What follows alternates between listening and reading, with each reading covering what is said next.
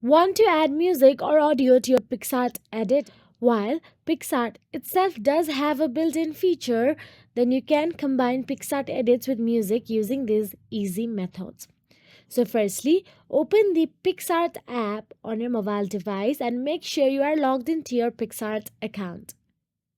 Once you're inside the PicsArt account, you can simply tap on the video you are just editing or go through your gallery and browse through the video and select the video. Now here, what you need to do is from the bottom toolbar, swipe and look for the music from this toolbar and simply tap on it. All you have to do is choose from the PicsArt music library or import your own audio. So here we are choosing the PicsArt music library. Now simply tap on the any music you want to keep according to your preferences.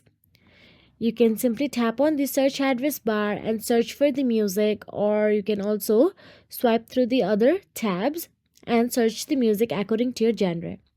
Now all you have to do is adjust the timing and volume, then tap on the apply option of level at the top right corner of your screen.